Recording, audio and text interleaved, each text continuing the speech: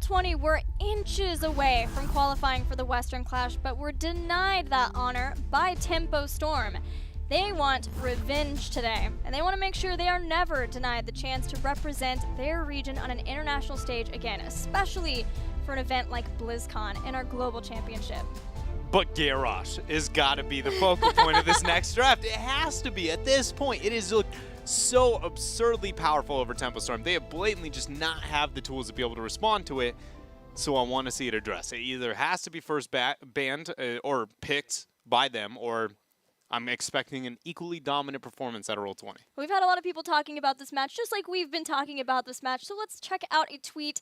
You guys can always talk to us using the hashtag HGC from Grizzlebees.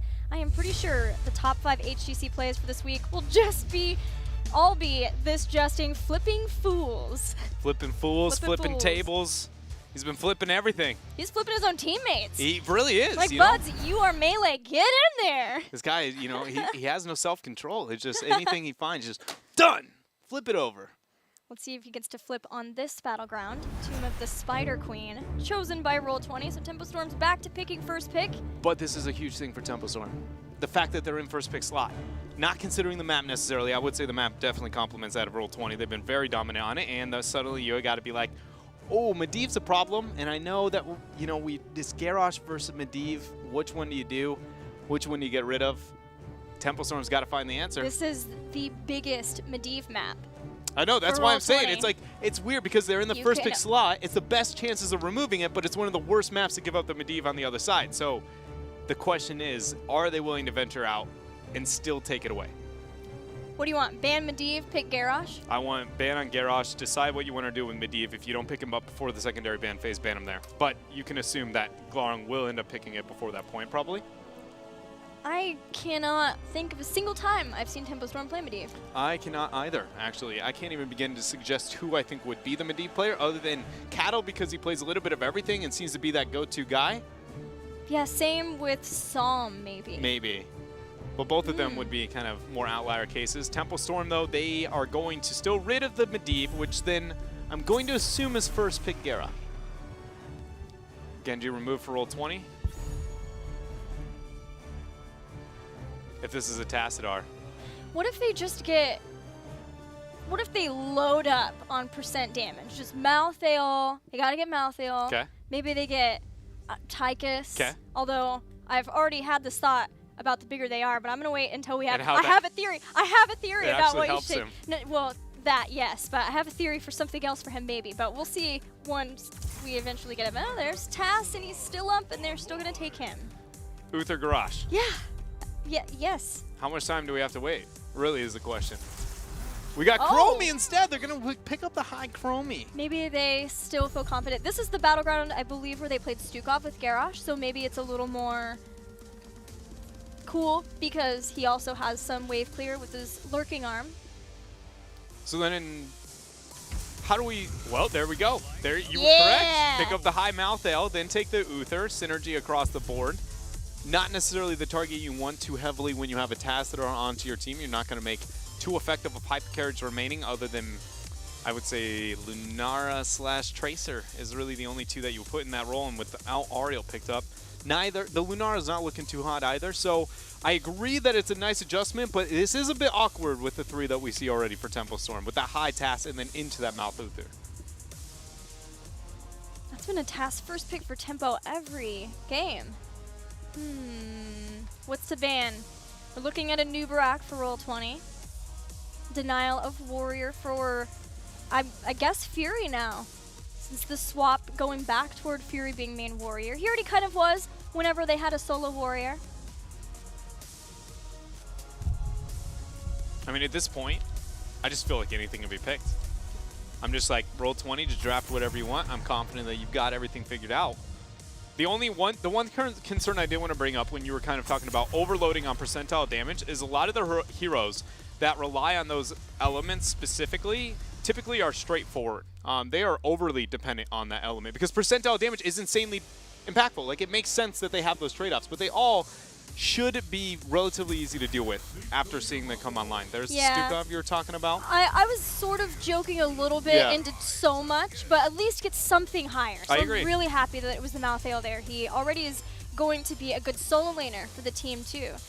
And it's not like Roll20 has any solo laners to be able to deal with it, at least so far into their draft. They do have the Stukov though, so it will accent their 4-man pretty effectively. We still see the slowing sands of the lurking arm combo. Gonna be honest though, compared to the Tyrande we saw earlier today from game number 1, it was not nearly as clean as that. You know, the Tyrande hit a lot of Lunar Flares afterwards. It was very rare we saw Stukov lurking arm actually be impactful with the Garrosh throw. So what is a final pick for Goku that can give some of that follow-up that's necessary for a Garrosh combo? Maybe, no. I'm thinking it'll be another warrior, but then still you have warriors into Malthael with the % damage. I mean, you can run a 2-1-2, stop a lot of the bleeding, especially with a Chromie. You're really good anti-tri-lane, like a 1-3-1 composition. Chromie directly is very good at stopping the 3 from getting effectiveness, so I don't hate the idea of committing to a 2-1-2 on the side of Roll20. It does really hurt their early game. They have to stop the early Webweaver phases, and now committing to the Johanna, Tassadar, and Malthael, their wave clear is reasonable enough. Their siege lacks a little bit, but the wave clear is high enough that they're going to be impactful with these Webweavers. So it is a bit of a wonky, you know, kind of awkward spot, at least so far for Roll20, at least with what I can come up with off the top of my head. I think I like the Arthas the most, I'm going to be honest. It's either Arthas or Leo for me. Yeah, Diva. What about Diva? Not the one I was thinking. It's going to do better into the laning phase matchup itself, but when it comes to actual... Oh, never mind. What? I forgot. I was sitting there going like, I'm not seeing enough cross synergy, and then I forget that Garrosh just has the opportunity to just flip and just go ahead and throw mechs into How lethal could you areas. forget that? And so suddenly After I'm like, casting that for 5 games. oh wait, suddenly there is enough synergy for I can see the justification of the pick. But this is a case where Tempo has enough going on, enough well-rounded of a composition that if they're effective during the first 2 Webweaver phase, specifically, can they stall out the first one, get it, and then secondary, you know, double down, which, let's be honest here, North America typically is pretty poor at getting the double turn-in strategy on Tomb. But if that is achieved, and the comp can do that here, I think they might find about a level and a half lead, and that be big enough to bully the members of Roll20 around. But Tempo, again, they haven't played to their compositional strengths very much recently. Out of the last couple of games we have got for them, more than just an HGC NA, more looking at the Western Clash and then now here. And so I'm not sold they'll be able to do that. I'm very still skeptical of it, especially with Garrosh on the other side. Why should I assume that Roll20 is not just going to go ahead and flip you over and get a kill? The only difference is there will be an Iron Skin Johanna walking away at 10% more often. Doesn't make it any better. She just less experience giving up. Yeah, that has been the constant issue for every Warrior player, main Warrior who goes up against Roll20's Garrosh. We're ready for Game 3. Let's see if Tempo Storm can bring it back and take us further in the series, or if Roll20 will close it out. In dominant and clean fashion, man. Not even just the fact that it was a 3-0 if they end up winning this game, but it's more the way that the games have gone down, the way the kills have played out. They've just been playing so very well. But I am skeptical. This draft, between the Diva and the Stukov, not nearly as convincing nor comfortable as some of the other drafts here for Roll20 and that Garrosh. Yeah, I am favoring Tempo Storm's draft as well. Looking at, well, I love the Malthael pick and where it was at, wondering how the synergy of Stukov as well as Diva is going to work out with Garrosh combos. And when Roll20 picks Greymane throughout phase number 2, generally who plays Greymane makes a big difference for the team. When Prismaticism plays Greymane, they have a winning record, but Glaurung hasn't won a game with Greymane yet, so we'll have to keep that in mind as we get into this game number 3. I was going to say a really interesting and annoying interaction with Stukov is the thrusters on Diva and not being able to use those at all if you hit any aspect of it, but sadly the Stukov on the other side. It's just really cool. She opens it up, she thinks she's going to be able to make it out, boop everybody around, be the bully that she is, and then you're like, oh, that's immediately canceled. This is a little awkward. Laning already, though, being controlled with the 2-1-2 out of Roll20 eSports. Really smart, safe adjustment coming out from them. Even having, what do we see? A Diva Greymane, 2-man down on bottom. That is not something Malthael is going to be able to deal with on his own. Very clever laning here for Roll20. Yeah, allows them to make rotations up to the mid lane, and if they can time those right, bring along with Chromie and hope that with a throw just like this, they can get kills on Tempo Storm, and Tempo Storm comes in hoping that between Johanna and her ability to control the positioning of Roll20 and the stuns of June, that they'll be able to keep any targets who fall under fire from that rotation of Roll20 safe. I'm really surprised to see Tempo Storm struggling so heavy into this laning. I mean, I guess for most that might seem weird that I'm saying they're struggling in the laning, but it's that they aren't dominating the laning mini waves. Like, this is the first wave where we've really seen them kind of hold their own, even getting a little bit of poke onto Buds there. Flip landing onto Fury, June throwing out the heals. And we see Johanna able to walk out. I assume we're going to see quite a bit of that here in this game. But just they aren't dominating the mini wave and dictating the rotations of Roll20 nearly as effectively as I assume they would be able to. With the Johanna Tassadar, those alone, that's pretty much a one-shot, one kill on a mini wave. Yeah, they have a lot of wave clear between those two heroes. You can see as she goes down with the Condemned, the immediate follow-up of Psionic Storm. They're starting to find their stride here and there. Maybe just wanting to make sure that they can respond wherever Roll20 shows up with all of their members at once. But between keeping Malthael now down in the bottom lane, starting to push back D.Va because of the harassment he can put on top of her, they're moving around and getting some more done at the very least. I'm watching how Tempo takes on these mini waves. Hold on, we'll see a couple more. Because there's this interesting dynamic that exists with objectives on any map, really, on Heroes of the Storm. Like, when you're taking a giant camp, what's better? Do you commit 5 people to the giant camp and one-shot the camp, essentially, and then everybody rotate out to the mid lane? Or is it better to keep 2 people up a mid and then 3 people commit to the giants? Right? Like, what is time-sensitive-wise the best thing you can do rotationally? And I feel like we see a situation where Tempo Storm, because they're so fast, because they know they have good wave clear, they all want to mount up before some of the minions are even getting killed in some cases, which is slowing the rotation of, for instance, Fury. But he's the setup of the next wave, which is allowing for Roll20 to actually clear this wave, rotate back to mid, and keep it near even. This is one of those cases where, look, they're literally winning on mid, right? And so this is because they aren't rotating the 4 as a perfect 4. They're rotating it with the idea of it, but not actually executing. Those are the situations where I talk about Tempo has an advantage in their comp, but they aren't doing it.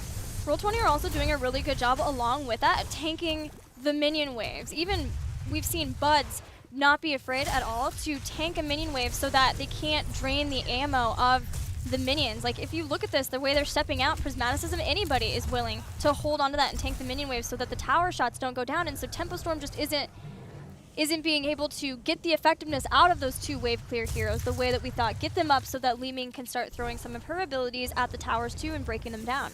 Justin's going to be able to gold on this. Actually, they sacrificed the turn in knowing that is going to be a full turn in there. And to be honest, I don't mind necessarily the call coming out from Roll20. That's really early. Yeah, exactly. It's really early, and I talked about their siege versus their wave clear. They have good wave clear, which translates to decent siege, but they don't actually have good siege when looking at Tempo Storm's composition. Like, Li Ming Poke is really the best hero at actually getting damage, and you can never rely on her as being a siege hero.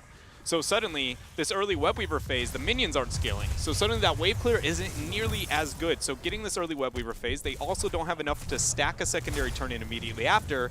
And suddenly the macro concentrated composition of Tempo Storm doesn't have near the advantage by forfeiting that turn in. There's going to be a pull and a flip. Iron Skin immediately used after to get Fury back. Inches away from having that be beyond the gate.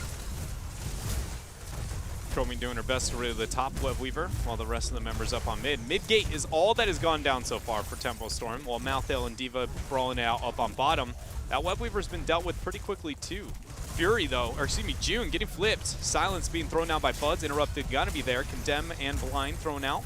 Falling on the wrong side. Yeah, disengaged on the other side of that wall, but ran the old-fashioned way back to the safety of the fort. And the Webweaver phase has now been dealt with. That would definitely not be a situation where if I am Tempo Storm, I walk away going, we got our job done and what they wanted after that Webweaver phase ending. Just because, again, we'll look at the experience after that Webweaver phase is sitting close to even. There is a turn-in available for the members of Roll20, and they also don't have the dominant wave clear aspects of this game. But I think the biggest thing is that, wow, Psalm's not going to be, he's going to tank that all the way. He's going to go down. Their slow is still there. Oh my. Just seeing, not able to aggress any farther with Fury. Nice job by Cawthon, his positioning and throwing out magic missiles to see if anybody from Roll20 was going to rotate in. He would dismount them and buy some extra time for Tempo Storm to escape that bottom lane. At the very least, Tempo did get a couple of front walls open, and they could try to push those waves in further to start doing the same thing to the forts. But unfortunately for them, they didn't get much of an experience advantage. And now Roll20 are the ones who are getting ready for a turn-in. Very early Iron Skin. Expect them to try and abuse that. Justing is going to be there. The silence going to be dropped. Justing falling very, very low, relying on that armor. Solma's going to flat out ignore that. Keep in mind, but the blow-up is there. Prismat hitting the skills, getting the damage, and getting first blood of this game. It's going to secure a first Webweaver phase over the members of Roll20, and they're going to be dead even in that experience. Not the early game Tempo Storm wanted, and I expect Roll20 to really turn things up now. Som, with getting Touch of Death, as well as just being Malthael and the way that his trait works, the way the percent max health works versus armor and ignoring it, has to be dealt with like that from Roll20. When he calls the charge, when they dive in on top of Justing, and especially now that Tormented Souls is here, Roll20 has to continue to try to deal with him with the silences, with the crowd control, any possible way they can. Maybe even making sure that Cursed Bullet goes onto him, because with Tormented Souls, he gets that little bit of armor, and with the armor from June. Good damage coming down. Look at the flank over that wall. Justin questioning if he wants to get that collapse. Fury being the anchor sees it, but there's mid and top Webweaver still wailing away at other aspects of the map. They need that pick onto Justin. They end up getting it. Goku comes right in. He says, thank you very much for those gems. Still a big victory, though, for Tempo Storm. The fact that this Webweaver phase was not nearly as effective as Roll20 could have made it, especially after struggling during their first Webweaver phase. Yeah, and they did that without overcommitting all of their heroes. Tastar was in the top. Johanna's been in the mid too, clearing out as best they can those two Webweavers. They only lost some towers and the fort. So whereas Roll20 got through a turn-in, a very early turn-in of Tempo Storm, and weren't losing out in the experience advantage, Tempo's not too shabby themselves, dealing with the Webweavers of Roll20 thanks to that pick. So we've been talking a lot about the Theory Crafting and Garrosh, and this just kind of hit my brain, and I can't let it go. So I gotta ask. Top of the dome. I feel like this is gonna be not the brightest question that Dread asks on a daily basis. Does Last Rites make any kind of an argument into Garrosh? Because the point of execution is the point at where his effective HP is overly deceiving. Burst is the hardest thing to find into him at low HP, and it's the spell that relies on burst at low HP. Am I crazy here?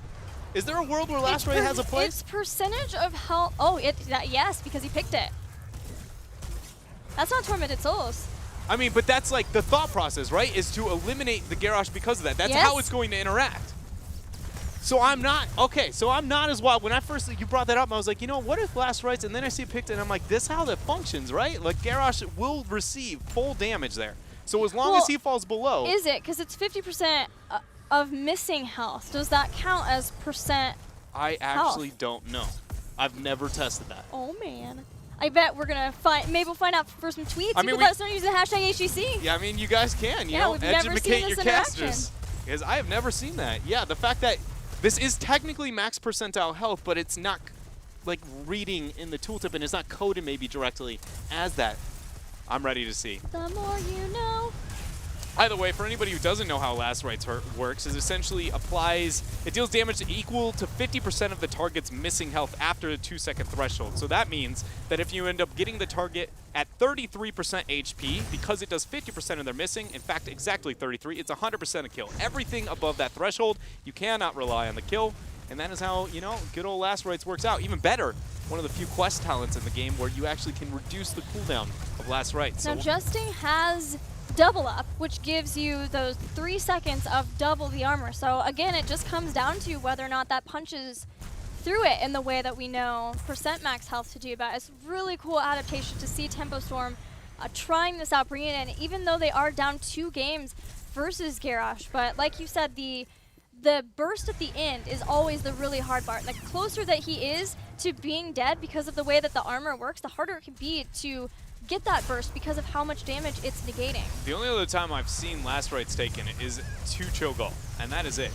And that did not work out the best. Yeah, sad days.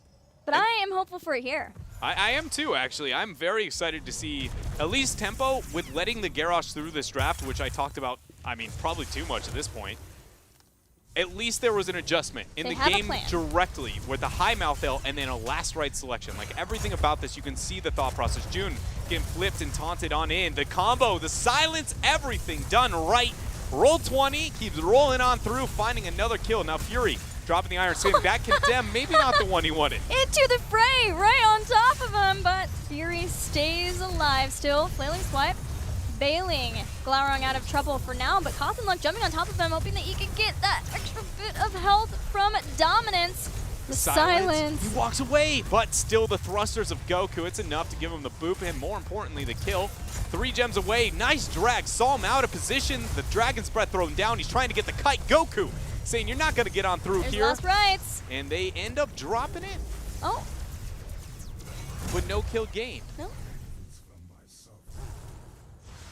My goodness, what did we just witness in that skirmish? I don't know. I'm going to be honest, half of that I was just, what's going on here? All I did was watch Psalm like in the cooldown of last rights looking for that Reaper. Tempo has got to find something here in these fights. They're struggling on macro. They're struggling when it comes to structural integrity. 40 of their gems exist there on Fury. Not the target you want to be the gem collector. We often talk about the trade-off of having your warrior be in the front line and soak in all those gems. Cattle needs to take as many as he possibly can. A perfect target to be able to hold gems because hard to kill and also a backliner. Nice force wall, the stuns. They should have it. AoE taunt's going to be thrown down. Time track? No way. He used double up. He used double up. It's already down. They're still chasing. One more Condemn.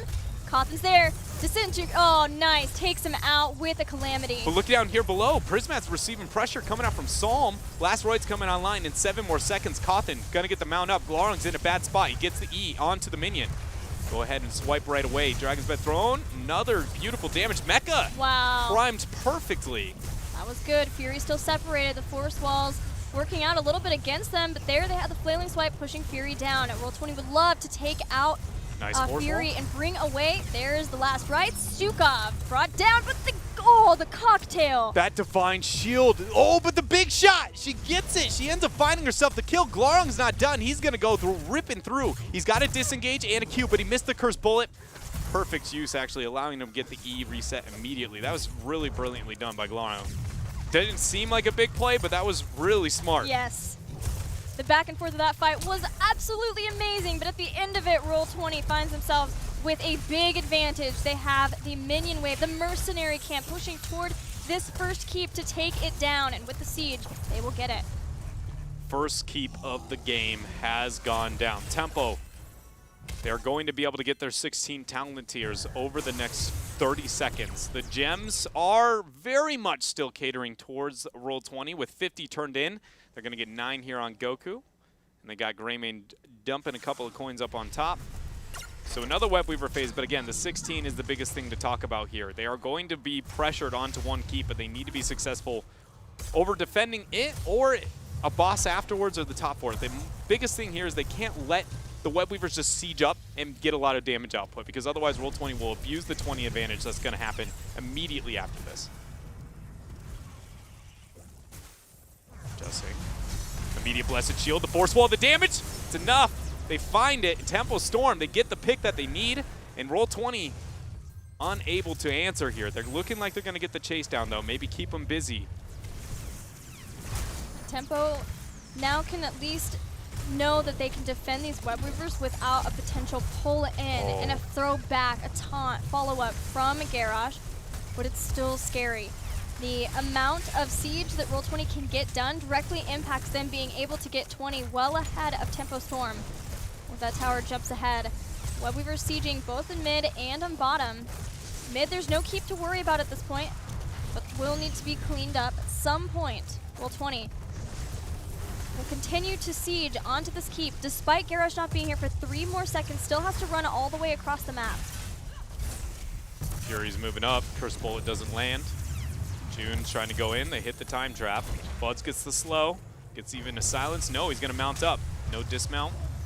And it looks like Roll20, they get what they want, they get out, and now we've got to be focusing all about the race to 20, as 19 is gonna be here for Roll20 in 5 more seconds, and 100 gems in the hands of Tempo Storm. They absolutely need to get this done and make something happen before that 20 spike hits, or we could expect a boss and game for Roll20. Losing Garrosh, though, at that moment might be what comes back to haunt Roll20 if Tempo Storm can get this turn in prior to Roll20 getting 20.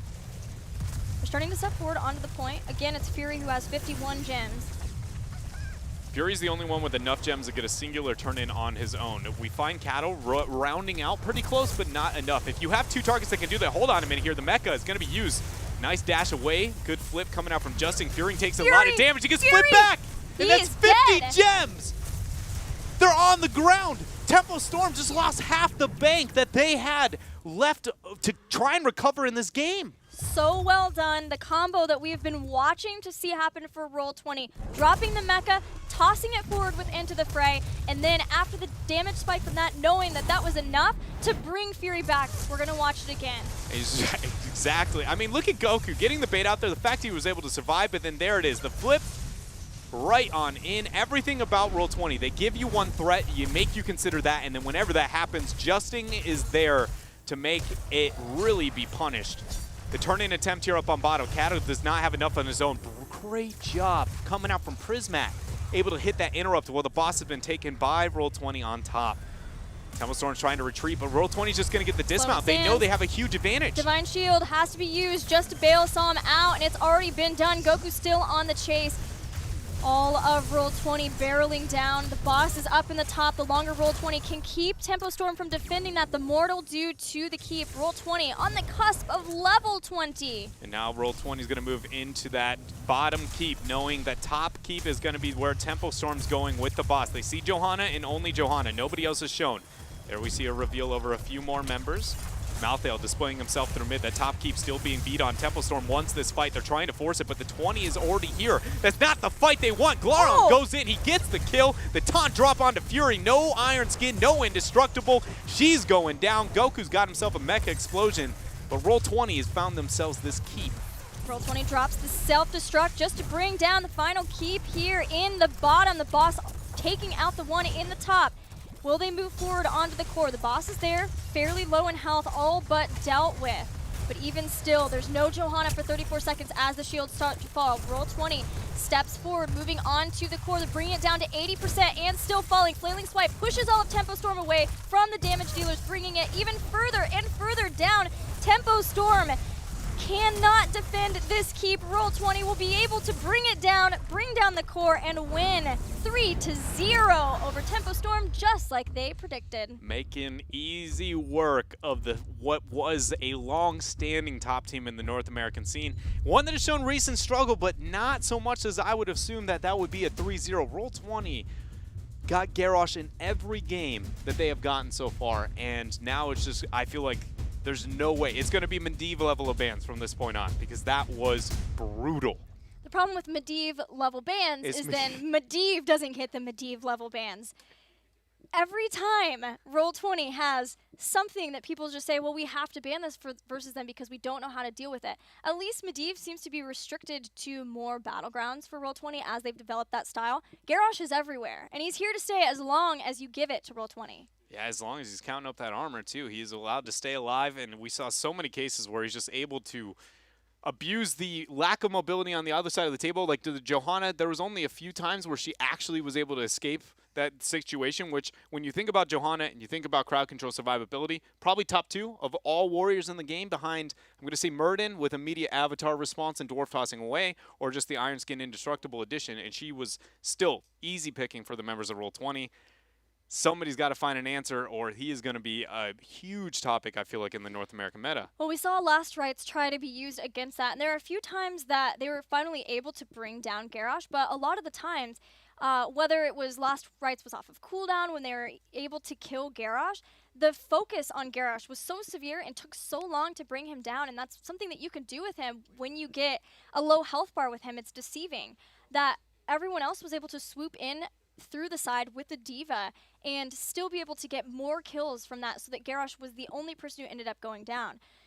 This team has definitely figured out our newest warrior. We'll see what a team can do against them next week to try to figure out if they have the answer, the solution. Let's check in with Glaurung now. Hey Glaurung, congratulations. 3-0 victory. Justin said that it was possible for you guys. Did you really believe that as well? Yeah, absolutely. I feel like, honestly, since we had so much time after the Western Clash to just kind of recover, we are all super motivated, and I think it's showing.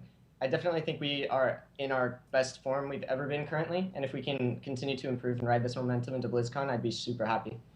So what are your thoughts on the Garrosh? Because we got Justin yesterday talking about it. He felt like it was an issue of other teams not really figuring out maybe quite yet how to play against it. Do you feel like he is as strong as we're seeing at presence from you guys, or maybe that people just haven't found the right solution yet? I don't know. He's like the perfect hero for us. Like our team playstyle for so long has just been isolate a target, screw them over, and proceed. And Garrosh is like essentially the best character in the game when it comes to doing that. And we didn't get to do it, but if you pair it with Medivh, there's some funny stuff that can happen. All right, we'll keep our eyes out for that, Glau. Fred? I mean, I want to hear from your perspective. I got to talk to Justin a little bit about, the break and what that meant for you guys. But I know that you got, even to go to the Western Clash, and just wanted to know for your mentality and the rest of Roll20, what you feel like the shift has been from part 1 into part 2. I'm just trying to become Schwimpy. After analyzing the event, honestly, like, he's the player who impressed me most, and that's why I'm obsessed with Tarrant now. She's my new one trick.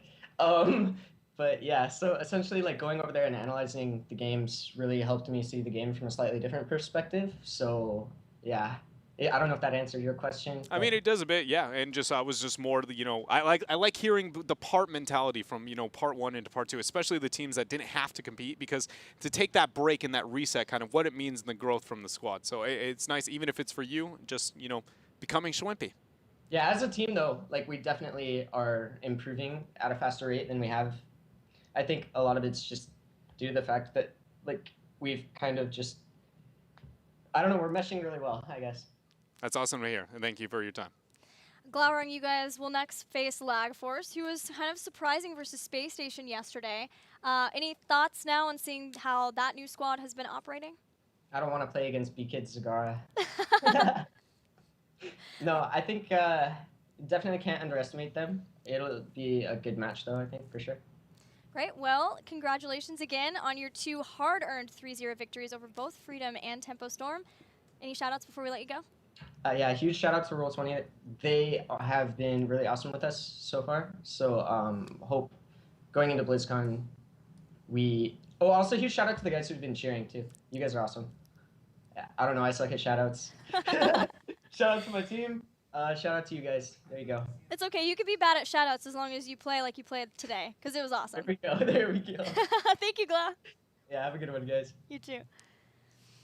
Dang, a 3-0 for Roll20, both over Freedom and Tempo. I bet they celebrate tonight. I bet they do. And, we still get to see some new names still coming out for today, specifically when looking at the next series. I'm pretty excited about what we're going to have going on here. Yeah, we saw some great... that's just me. That's some Foley work of me typing, because I'm typing how excited I am for Even in Death versus Roll20 eSports. We're headed to a break. When we come back, we'll have that series. Don't go anywhere.